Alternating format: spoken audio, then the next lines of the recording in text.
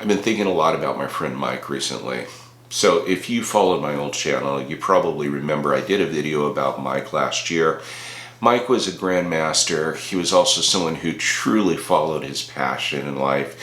He was teaching young children how to play chess.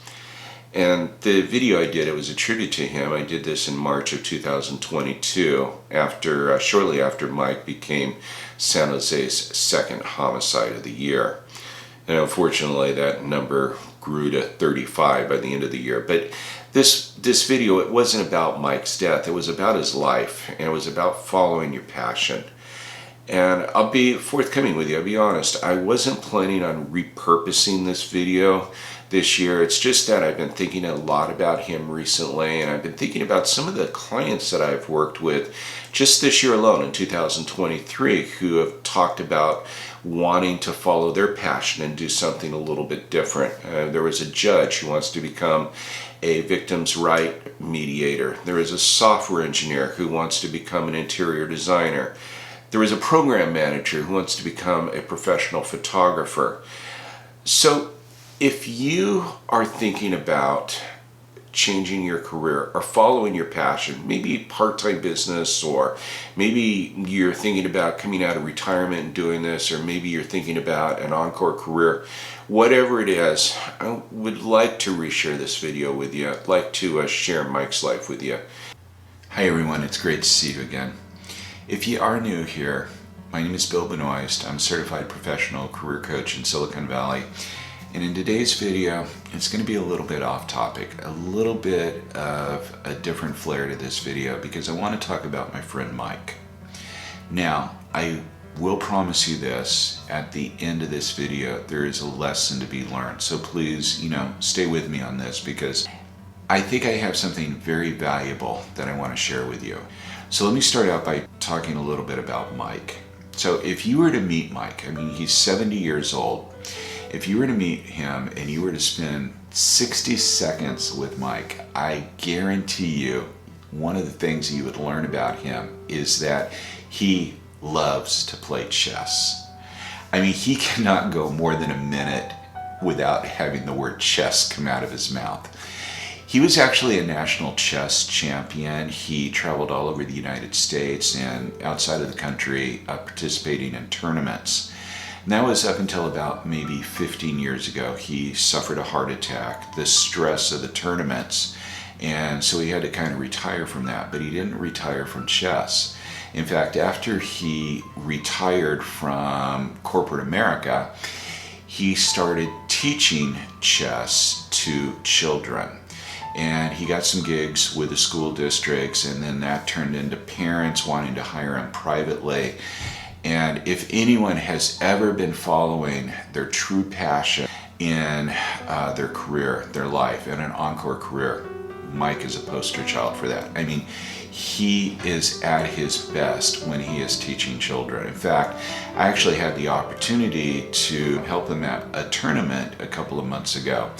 And I could not believe how respected he was with the kids and how they looked up to him and how much he enjoyed what he was doing. In fact, at the tournament, I was actually beat by two 10-year-olds. This is how good Mike is as a teacher. In fact, he's ranked as the 4th best chess teacher to children in California. Something about Mike, and that was about 2 months ago. He was diagnosed with stage 4 esophagus cancer. So if you're at all familiar with cancers, esophagus cancer is not one that you really want to mess with, and especially if you're an older person. But Mike was keeping really positive about all of this, in fact, amazingly positive. And this past Wednesday, he had his first chemo treatment.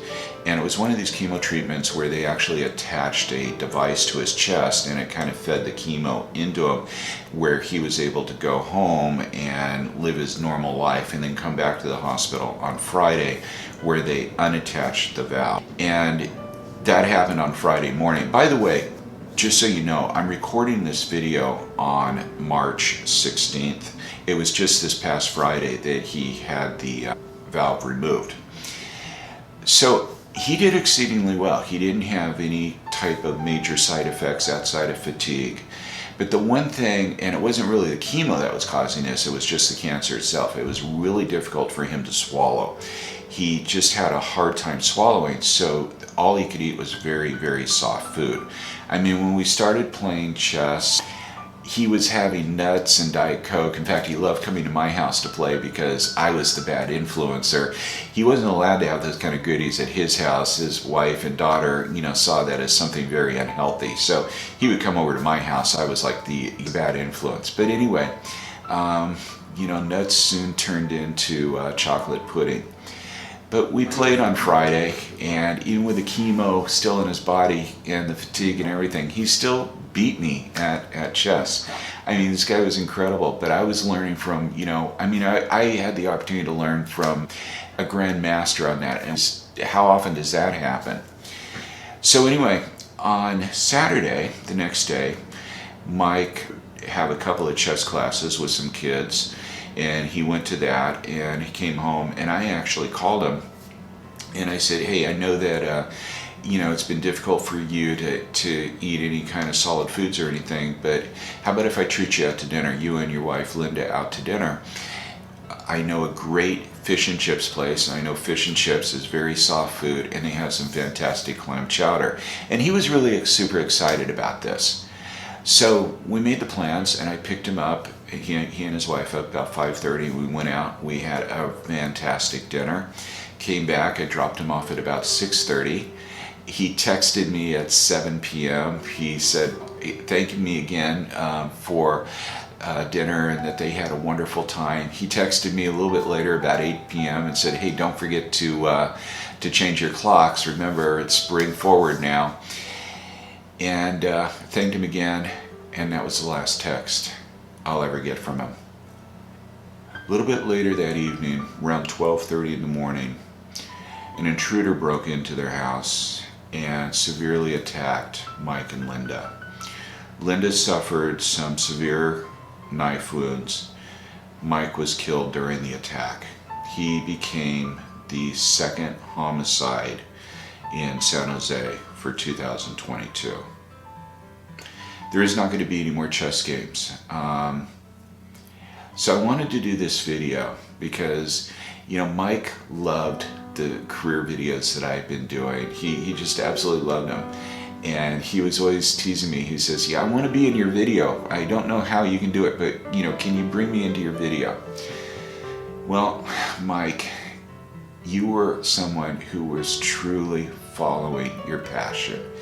You made an encore career that I think so many people could be envious about. And I just love what you did. And it's so respected. And you just brought so much good to the world. And you helped so many kids out there that, how can I not make this video? So this one's for you, Mike.